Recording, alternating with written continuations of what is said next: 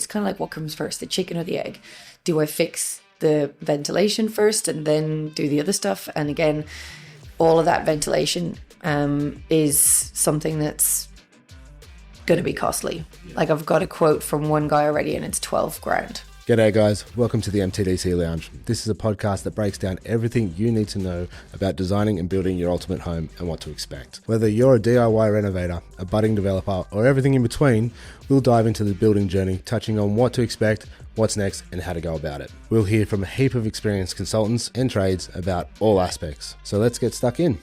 Welcome to the lounge.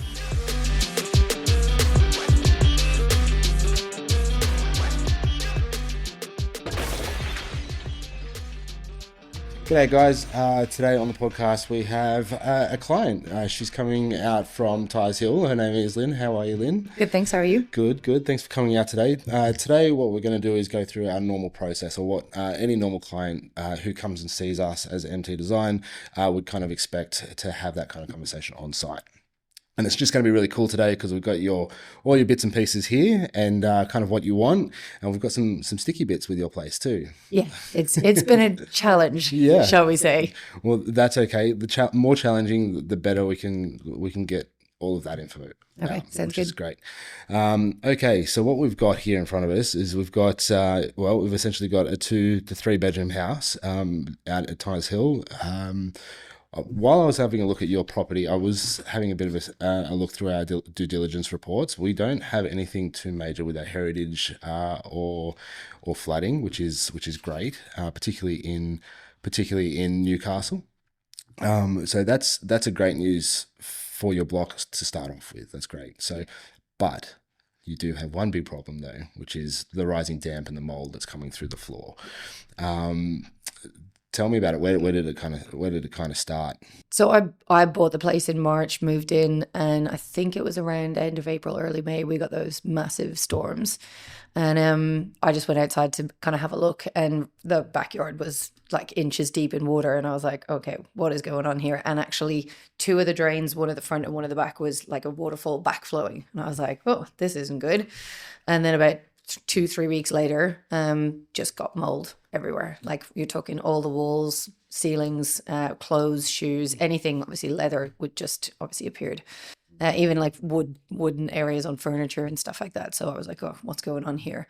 So I had some plumbers come out, put cameras down. We figured one of the storm drains, which was in the back corner, which you wouldn't even know was there because it was buried like inches deep in just rocks and soil and various other things. So cleared that out. And then I think it rained again shortly after that. And while the stormwater was fine, it was still an issue with the sewer backflowing. And I was kind of going, right. So I contacted Hunter Water, got the guys to come back, put cameras down. And that's when I discovered a broken sewer. So right in the middle of the backyard, and of course it was under the concrete carport. So that was what, 7 grand, because they had to cut out the concrete, dig down 1.5 meters, and it was where the main goes to the street. So that was on my side. Yeah. So that's the connection between your inspection point and the main street connection. Is that? No, it was, so there's from my side to the street was fine. It was from the house to that point. So there was 2 massive breaks. So we've fixed all of that now, obviously, which it hasn't rained as heavily, but obviously there was a lot of moisture just retained, and the plumber said it was probably easily broken for about 2 years. So everything that's gone down every drain in the house for years has just been going into the backyard and the soil underneath. I think the previous owners used it as an investment property, and I found the whole backside of the house, they'd put down that heavy duty plastic weed matting with about that much riverstone the whole way down. And like obviously the soil underneath can't dry out. So I've pulled up all the pebbles and started to dig a trench. Haven't had the time to keep going, so it's basically just a big trench. Yeah, it's tricky. Yeah.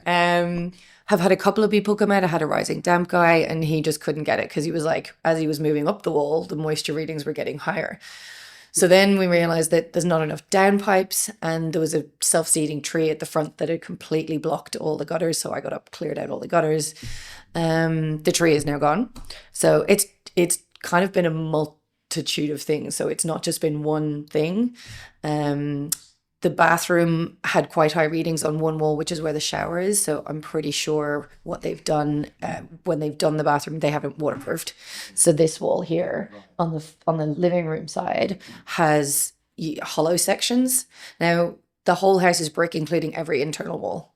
So obviously, one of the builders said, "Well, basically, with moisture, just as one brick fills up, it goes to the next brick, goes to the next brick, goes to the next brick." Yeah, it's just an ongoing problem. So it's good news that you've actually got the reports. That's actually amazing, because what we can do is we can use those reports to kind of find out what we're going to do moving forward with, I guess, any designs or any amendments. You mentioned that you've kind of emptied out the side, like the sides, so you've got a bit of flow. Just this one side here. Yeah, okay. There was the tree here, so that's gone. There was a couple of trees here, they're gone. But there was a point here, which I think this might have originally been the kitchen, because there's plumbing here, but there's nothing here on the inside. So that drain, which attached to the sewer at the back here, and the bathroom one here, both of those was the points where it backflowed. And then the kitchen sink one here, they found, they called it a fatberg, was completely blocked. So now we've obviously cleared all of that. Yeah. Now, thank God, the weather's a little bit better, so it'll hopefully start to dry out. Okay, so with the video that you sent, with the video that you sent through to me and the pictures that you sent through to me, like you can see the black mold kind of coming up from the ground. And did you get any structural reports? So when I purchased the property, I went from the building and pest provided by the real estate, because for previous purchases it had proved pointless. Which did have some things. They said there was a small amount of moisture for this wall, but it was way more significant. And like I said, I'm not sure if it's a one-off event because of the amount of rain that we had, or whether it was worse. But these two rooms seem to be the worst. Now, I did also realize that the sills on these 3 windows, all the other windows had like a little metal sill, but these ones didn't, and it actually had gaps to inside where the brick was. So I went to a roofing place and had some fabricated, and I've put those in place. So that could be another thing that was contributing. Sure. Okay. So you're saying that there was gaps between the window frames and the brick cavities? Is that? Yeah. Yeah. Right. Okay. Wow. Okay. And was there flashing underneath? Was the water just going straight into the cavity, or was there like a flashing underneath? No, there was just like a piece of rubber, which you could see had deteriorated in places, but there was a full gap, and you could actually see right down. So depending on what way it rained, it would have just been going straight in between the bricks. That's incredible. Okay. Wow. Okay. Okay. All the fun stuff you discover. Yes. Yeah. Okay. So, okay. Now if you've got brick external walls, you've got brick internal walls. Obviously, any kind of renovations or any kind of structural things that you're going to be doing on the inside will be very challenging. Challenging. That's right. Yeah. Depending as well on your truss work inside your roof as well. It depends on where all your weight is bearing.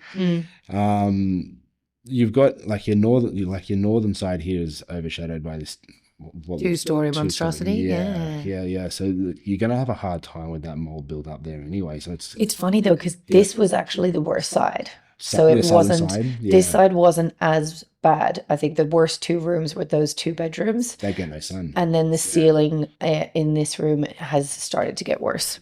Yeah. So that's on the west. No, that's the southwestern corner. So you would definitely, absolutely have a hard time. But it's just incredibly unfortunate that you've just got this 2-story spot that's kind of blocking the only kind of sun in that space. Okay. All right. Okay. So I guess for fixes for your rising damp and your mold, first we obviously need to identify any kind of structural issues, if any of that mold or any of that the rising damp has come up and done any damage to any of your footings throughout the space. A number of the floors, all the floors inside are wood, and they feel like bouncy. So there is definitely some kind of movement under there. The challenge is getting under there. Yeah. Unfortunately, the older style houses have that height. It's just difficult. It's tricky. So there are services out there that actually have a business about taking those piers out, lifting their house, and doing what they need to do. It's not exactly the cheapest exercise, but it is achievable. A big problem is obviously that rising damp and that mold that's kind of just sitting under there and just continuously keeping that underneath the house is always going to be a problem unless we get that mechanical ventilation through that space, or at least get some kind of airflow through there. Okay. Now, I know we've spoken about it shortly and very briefly, but your budget's sitting around, and that's pretty much top dollar. You're pretty much looking at trying to fix the problem and then potentially renovate the inside or shuffle some walls. Yeah. Yeah. Okay. Now you mentioned that you were looking for a kitchen and a laundry, and you wanted to amend the bathroom, or at least fix up the bathroom to something at least a little bit more usable. Yeah. Okay. Did you know that those three were probably the most expensive things you could do? Yes. Right. Okay. I had a builder come a little while ago, and he just easily dropped 30 grand for the bathroom. And I was like, okay. And I don't mind getting my hands dirty if I have to go in and do the demo myself, because I actually did that with the property I had in Orange, because I knew there was a leak behind the wall and I couldn't, in my moral conscience, sell it without fixing that. So I got in, and previous owners had done things themselves and used a lot of tile glue. I had to jackhammer the tiles off the wall in the bathroom. Anyway, it was fixed. It looked fine. So like, I don't mind doing that if it helps towards my budget, but obviously it slows things down because I can only fit it in when I'm not working. G'day guys, just quickly, if you're finding this podcast info relevant to you, then I'd like to quickly talk to you about what we do at MT Design Collective. You hear us talk all the time about the importance of solid, detailed home design practices, so that you're not left with extra fees, delays, or unexpected costs in building your ultimate home. Here at MTDC, we design homes and provide plans that builders love to build and councils love to approve. If you're looking at a renovation, a new build, or alteration, then we'd love to help you work out the next steps forward. Book a free, no obligation chat with us, and we'll come out to your site, as it's the only way to truly get authentic, no bullshit advice. Link is in the show notes. Okay, back to the show. Okay, so you're open to doing a lot of, well, at least some of the work, and I mean, even the demolition and things like that, which, I mean, there's a lot of guys out there, a lot of builders that we use that are happy to help with that, and then that's totally cool. Talk to me about how you want to lay the house out. Well, what I had thought, because at the moment the kitchen is absolutely tiny. You can't have more than one person in there at a time. It's easily, from the early 90s. So it hasn't been done for a while. And it's awkward. Like, to get into this, they've just left a tiny little cupboard right here. So you've only got about that much room for a whole massive cupboard, which is kind of most of your storage. So it's just not functional, with having the laundry outside as well. So to me, it makes more sense to make this the kitchen and this like a pantry storage, because these old houses never had enough storage. So I've nowhere to put things like vacuums and stuff like that as well. So to make that like a pantry, linen cupboard, laundry in here, and then the kitchen. This made more sense to me as a dining room, because I've had it as a living room originally, and you can only fit like 3, maybe 4 people in there comfortably. Then this was the largest room, which they had styled as a master bedroom, but I'm not the kind of person that needs a huge master bedroom. It's not like you spend a lot of time in there, and I'd rather have friends around and be able to comfortably like hang out and listen to music or watch a movie or whatever. Yeah, like, I mean, and are you open to having like an open plan living or anything like that? If that's achievable within the budget, that would be amazing. I was so excited about having a fireplace. And it was actually the first thing I did was to put in a fireplace, and it was an absolute nightmare, which literally has only been resolved last week, because when they installed it, the guy measured it completely wrong. From the get-go, when they put it in, every single time you light it, it would bang, like loudly, like metal buckling. And at random times, like sometimes in the middle of the night at like 2:00 in the morning, you'd be lying there in bed, be like, bang, you're like, oh my God. And then the company that installed it, they were blaming the manufacturers are blaming the installers. I'm piggy in the middle, and had to go to building commission. And they've only just come and removed it and given me a refund. And I was like, oh. So I do want a fireplace. I think it's great, but if that is something you can take out and put in an independent standing one, that might work better. Yeah, look, if you have to go to the building commission for the fireplace, it's not it's never going to leave a nice taste in your mouth. That's No, for sure. no. And look, I'm Irish. I've always, from the 20 years I've lived here, it's like we don't insulate properly. We don't use double glazing windows. We don't use draft ceiling, and we don't have any heating. And I'm like, it baffles me. Yeah. Like, your place is a fridge in the winter and a hot box in the summer. So that's why I thought this would be great, because it's brick. Yeah. Yeah. Well, but that also leaves the challenge of renovating. Yeah. So, I mean, like, brick is a great option. Brick's not always a great option for internal walls. It's not something that we normally do anymore. But I mean, if you got that northern light on that wall a lot more than what you probably do, that house would probably be far more warmer than what it is. Now, like, obviously, it's always going to have a question of, you know, engineering, location of trusses, I guess, weight and load bearing walls. But I mean, this is a pain in the neck wall, particularly for your kitchen. It's chopping down most of your flow. I think, I mean, removing this wall would probably be the best and probably the first move. And then ideally maybe even start exploring the possibility of just adjusting this, making this completely open and then usable. Yeah. That's what I would probably look at. And then it's just a matter of making sure that everything's placed a little bit more neater, in my opinion. Yeah. How do you feel about that? That's what I was thinking in general. It all just depends on expense. Me personally, I was thinking more of opening this out because I want to extend the awning of the roof all the way to the edge of where they've currently concreted. Because at the moment, you can't really sit out there. Like, it's just a small covering. And so if that can be extended and that opened out, then you've got more of that dining outdoor, indoor inside going outside, on. But again, that's so there's the remnants of an old chimney here. There's nothing above the roof line. It's only below. So they've obviously taken the top part out. Yeah. So, well, okay. So I guess what we can do as a service, is we can first off give you a quote. If you're happy with that, that's great. Next thing is that we can play around with this plan at the very least. If you're happy with it, we can get the guys out. We'll do a full measure. We'll take photos. We'll do all the bits and pieces. Part of our quote gives you the opportunity to change your concepts anyway. Yeah. So we can take everything here. We can draw it. We can fiddle around with it. We can then get a couple of prices from, you know, if you've got a couple of builders that you want to work with, or we can use a couple of our guys. And then if you're happy with that pricing, then great. You know, we can either keep going or push back and forwards. The first thing is obviously making sure that you've got enough ventilation underneath and making sure that the damp and the mold's not going to come back. Yeah. And then obviously treating that mold and making sure that's not going to come back. And then shuffling and changing all of this. Now it's having a bit of a sticky beak. You've got yourself like a bit of a ridge, or I guess like a bit of a different roofing line going on there. Is that I'll have it's all one level, but for whatever reason they've just come in slightly on either side. But that's all that you have is that outside space, which is like literally I've just got a day bed there at the moment. Yeah. Okay. So so I mean, we can 100% we can chuck a kitchen in that space. We can even do it like a wraparound, and then you could maybe even do like a bit of a servery window or something like that. So you've got that inside outside connection straight away.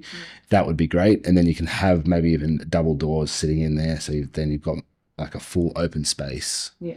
That I think that would be really nice. In terms of cost, I mean, you're ripping the kitchen out. You're expecting to do a new kitchen anyway. I think we're almost landing where we would expect for that. I think the only curly difference is obviously removing this door and putting in a bigger door. But I think the benefit that you would get out of that, particularly with that open space between, you know, your dining and your living area, it'd be worth it. Yeah, I think for sure. In terms of your laundry, we can chuck a Euro laundry in there. I mean, you've got pretty tight laundry there at the moment. So if you're happy with that kind of size, we can kind of slot that in wherever or whatever. That's kind of what I've got. So there's washer and dryer in there, and the dryer just sits on top of the washer, and the sink doesn't even work. Okay.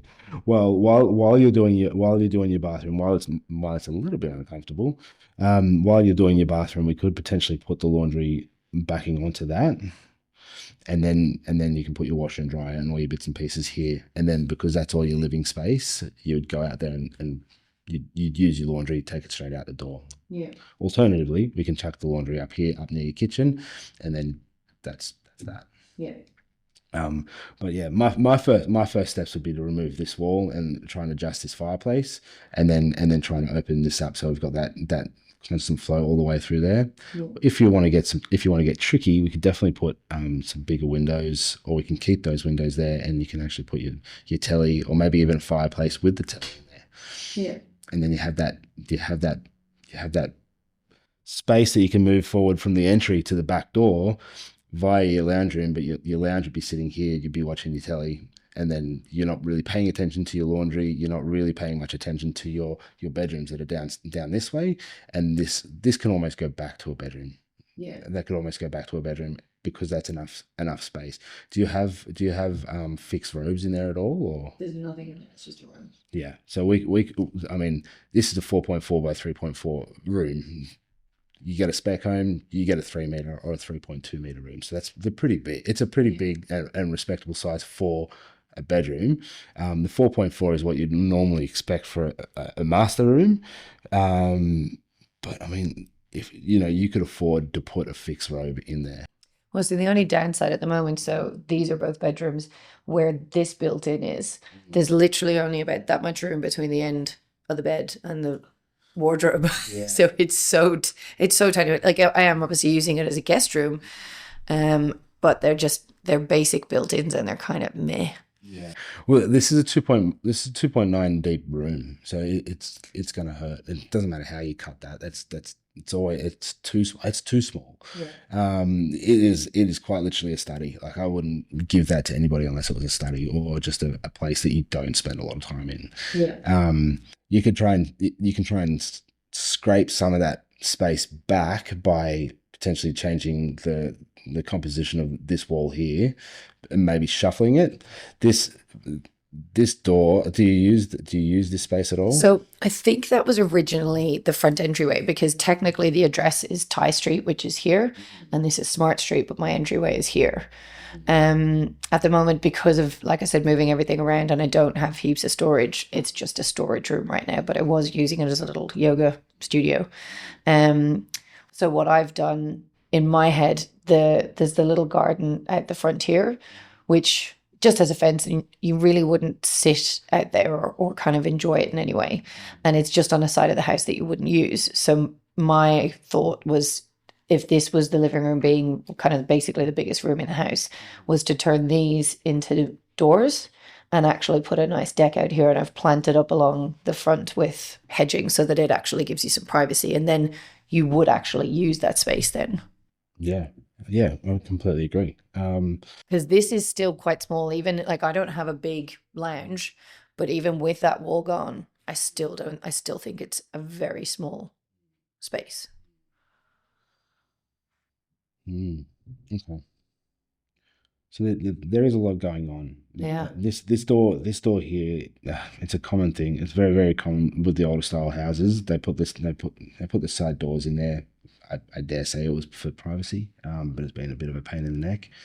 Because in my head, like I'd brick that off if I had all the money in the world and make that the actual bathroom and then open that whole thing up. But again, I'm probably blowing out my budget like way more than would ever.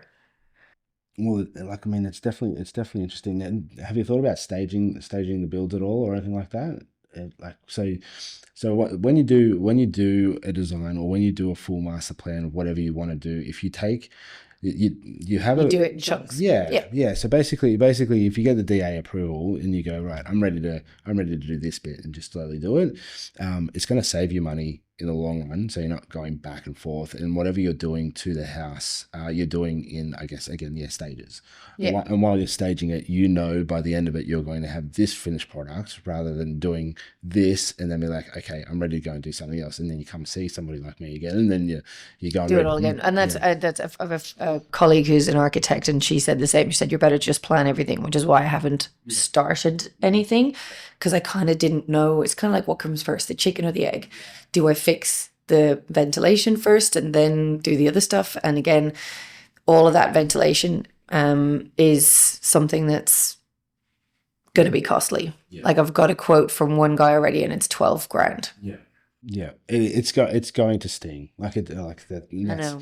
it's going to sting. But if you don't deal with it first, then it's going to follow you everywhere you go. Yeah, there's all the other stuff is not going to have the foundation, but you're obviously never going to see the value in it, unfortunately. So at the moment, one of the things we looked at, so the steps here and the steps here are concrete and they're all broken. So we were going to take them out and put in like temporary treads with a vent, but it also, while they're out, gives you access to get under there and fix any kind of floor stuff. The only access point currently to get under the house is just next to the bathroom here, but that only goes under that space. So you'd have to take out spots. Well, what another builder said was in the doorways because they're not load bearing to get through to each section under the house. Yeah. Okay. And this is concrete. This is concrete underneath it, or is it? No, it's still wood floor. Yeah. Right. Wow. Okay. Okay. There's only one weird concrete bit, and that's under the kitchen sink. I would almost argue that that would have been the bathroom then. Okay. That's wild. Okay. Okay. So I guess. Okay. Okay. Um. Okay. So what we can do. Okay. Yeah. It's. Yeah. Okay. All right. So there's a few ways we can attack it. Obviously, we can do the stage. We can do the stage attack. We can do. We can. I can put you in touch with the guys who can try and clean it up in the first place. Like I can 100% find who can get that all ventilated and then aired out. I can't promise you a price, but $12,000 seems pretty on the money. Okay. You don't want to carry, like 100%. You don't want to carry that problem on to whatever you do next. Yeah. Like it's just gonna suck. So And the floors are going to need, like I said, supporting anyway because they're that pine, but that orangey. So like I'd love to be able to clean that up and keep that if I could because they'd be beautiful. yeah, well, yeah, okay. And then it's just and then it is 100% a matter of just cost versus what you get out of it, I suppose. You know, did you mention you wanted to do something with the roof? Did you want to change? You say you wanted to just extend that bit? As part of the lovely mold issue, everyone kept telling me to put in an insurance claim, which I did. And not only has my insurer rejected my claim, they have given me an ultimatum of 120 days to completely replace my roof sarking and insulation. Well, so either way. Are they going to help you with it or? Nope. Great, isn't it? You paid for insurance since I was like 25 years old. Nothing. So I think, and at the moment it's tile. I cannot afford to replace like with like, so it's going to be a color bond. But obviously there's no point in me doing the roof if I want to extend that unless I do it where this part is all color bond and then this, whatever this extension is like a separate. So one of the like a flyover roof. Okay, so you got when you've got your hip, so when you've got your hip, we're looking in elevation. Instead of extending that roof out, you would just either have like an extender and a little bit of a flyover roof like that, or you can attach it through the structural support and then have a flyover. I had thought, like, because I've seen some houses where you have the normal roof line and then there's like a drop and then there's a separate roof line. Yeah, you can do. I mean, you could do it either way. Yeah, absolutely. So you just connect it to like a whaling plate underneath or under the eave line, and then you would connect your roof structure like that. So Yeah. that council like that more than the other two because the roof is not over Overhanging. the existing roof. It depends on how high your eaves are to your natural surface because obviously Yeah. the lower down, the more you kind of lose height, I suppose. Yeah.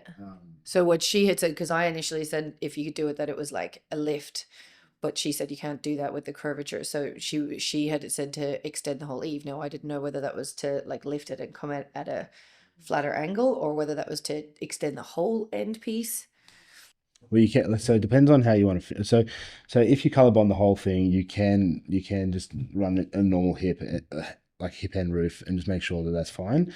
That's fine. That's not a problem. It is literally this extension. So you could either continue. You can continue this that roof face all the way out and then support it by itself, or that would be expensive because there's a lot more framing and bits and pieces.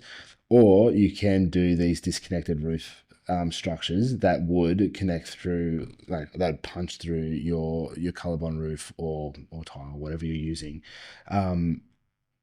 That's one option. Another option is you can get a bracket that connects to the face of the wall, comes out past your eave, goes up, and then swings out. Yes. And then you do have that roof structure that connects to the fascia, which is like the timber part underneath your gutter. Yeah. You can connect to your fascia, or you can connect it under your eave and connect it to the wall. It's up to you on how you want to do it, but it's definitely an option, and it all depends on how much height or how much space you want outside. Yeah. So these are all very valid options. Yeah. That for me, it's functional and affordability. That if I can keep the cost down, so if we literally just have to remove the tile and go as far as there, and then chop that bit off and put a new extension, because where that starts is where the wall is. So if you change the whole colorbond, if you change the whole roof to colorbond and then did one of these is much of muchness. You'd still be doing something very similar. Yeah, I think that's probably the better option to go with. Yeah, particularly if you're going to make that all new, it's going to look a little bit more modern anyway, and then that's fine. And then later on down the track, if you want to chuck a couple of fans in there or something, you can have that height, and I think that's fine. That's the western side as well, so you're going to get a bunch of sun through there. Well, that's at the moment, even with that, like you can't sit out there. It's just far too hot at that peak time of day. Now this roof. So this one comes down, this one is actually on a slant like that. So you do get like a fair bit of shade on this side. I don't know why they built it like that, but. So you could do that, a very similar thing to that. And so you could have that roof falling down to the main roof. And if you do that, and if sun is actually, it would be 100%. If we could probably get like just some roller blinds installed behind your beam behind it, and then shut that off, probably get some shade there. But it just means that then makes that usable all year round. Yeah, absolutely. Because that's one of the things when I did the previous house in Orange, it had just a basic awning at the front, but we put on a bullnose, but brought it out further than the house, and then the deck further than that again, so you could actually sit out there. It wasn't just a walkway. Yeah, absolutely. So I'm very much about trying to, I guess, utilize as much space as possible. So if you have a deck on this end, that when it's too hot out here, you can always sit on this side. And then in the wintertime, when it is cooler, like you've still got like plenty of space to, hey, dry your clothes. Okay, so I've got a budget-friendly option that I can definitely help with and get kind of what you're asking for. Like got a pretty good idea. And then we've got something that might be a little bit more in depth, but I think it would be a good result for what you're asking for, I think. Okay. The other thing that poses a little challenge. Yep. All these rooms have really pretty ornate ceilings. And you want to keep them? Yeah. Yep. It's kind of done. It's only the central part, and then they've got like, you can see the like kind of cross beams or the things that they've done. So I don't know if there's a way that you can actually like cut it out and keep it when you're working on it. Yeah, so there was a couple of fellas a couple of builders that I've said that sentence to, and they always chuckle. So if there's ornate ceilings in there that we want to keep, there's probably things that we probably don't want to touch the rooms. Like you could cut them out. Obviously, there'd be more cost, more effort, yeah, all that kind of stuff that you'd have to be paying attention to. But yeah, I've got. Even if there's a way, like, because realistically, most of the ceilings are fine. This room at the moment is the one that has mold in various points, but there was a little bit above here and here in those rooms, but it hasn't come back since the last time I cleaned, thank God. But these two are probably the prettiest. So you could always, I don't know if that does come out and that becomes one space, you could probably put some kind of a divide in. Are you open to moving your front door? Yeah, if it's achievable, because to me this has actually more space. So to brick that up and have this as the bathroom to me made more sense. Yeah, and close that, put new. Yeah, absolutely. Well, you could put it's almost exactly the same. It's almost exactly the same size for the bathroom there. Like you could 100% put the bathroom over in that corner, and then your master room could go over into that corner. That bedroom still stays the same, and then that gets completely open, that whole space. Yeah. Like there are options here, but it's just obviously It's expense because it's yeah. like obviously for each thing, depending on what the roof supports are, you like lintel, yeah, lintel, exactly. Yeah, exactly. So yeah, it's the same. It's the same issue everybody has. Time, budget, and effort. You know what I mean? Like everybody has something that they need to watch out for. Yours are ornate ceilings and budget. So that's fine. So I guess I what mean, I'm not super attached to them. If I did lose them, I'd wish them well. yeah. Well, I think I've got some ideas. I definitely think I can give you a hand. Yeah. What I'll do is I'll organize a quote for you. I'll organize a quote for you if you're happy with that. Rock and roll. I can get all the guys out, and then yeah, we'll just work on it. Yeah. We'll just work on it, and yeah. So I guess this would have to you'd have to do an application through council for this kind of job, simply because you're changing your spaces. Like if you move your kitchen, you're moving your kitchen to a dining space, which is a living area, and because that's going into a living area and you're changing the dining to a kitchen, it's not the same anymore. So technically council want to know. Everything else is kind of fine, but usually council want to know if it's anything over 20 grand anyway. So it's one of those things that, yeah, we can. Yeah, because I think someone had said, depending on it is with the deck at the front, if it's under a certain size, you can do it all through a CDC rather than and this is what was also so confusing because one person's like, no, we can do that with a CDC. The next person is like, no, you need development approval. And I'm like, God, somebody just tell me where I start. I can tell you right now. Okay, so compliant development, you need to have a certain setback to your front space. We did a course on it yesterday. It's got to be 4.5 meters or the equal amount of your next door neighbors. Understanding you've only got one, but if you put a deck out the front, it can only be 1.5 meters further than your building line, and it can't be more than 25% of your articulation zone. I know that's a bunch of noise. Yeah. But what that means is, if we had that space and if we were able to go the compliant development, the deck would have to be 25% of basically that space there. Yeah. Which is not going to be a huge one. You can definitely put a deck there, but I mean, when it comes to compliant development, you're 100% within your rights to do that as long as your reports and all your docs do say. It doesn't, like, either way. When I say you have to apply to council, this will have to be an application rather than where the application goes. It's compliant development or DA. If you put a roof above your main roof, like the flyover that we're talking about here, it's a DA application. Yeah. If it's a roof underneath your eave, compliant development, that's fine. Yeah. Really, it's only your deck at the front. It's probably my only questionable thing that I think is about going outside of compliant development, because it's just a matter of how big it is and where it is. 25 square meters is the exempt development rule. There's no rule on how big the deck is for the compliant development. It's purely setback. Yeah. Purely setback. So yeah, a bit of massaging out, I think we can come to a result.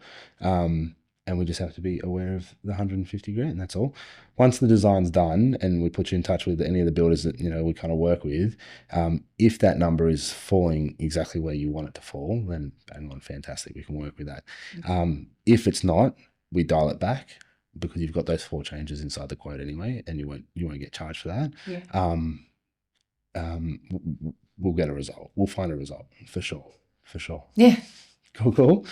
All right. Awesome. Well, yeah, I'll get you a quote. Where are we? Probably not by the end of the week, but definitely by the end of next week. And then the guys will probably come and see you for a site measure if you're open to it within the next. Yeah, it would be 2 weeks from the time you accept the quote. At least at the very least, get what you've got exactly going on right now, and then we'll take photos, and then we can pitch it to whoever we need to try and get you sorted out for the ventilation and all your bits and pieces. Yep. And we'll rock and roll. Awesome. Cool. All right. Thanks for joining me. Thanks. Appreciate it.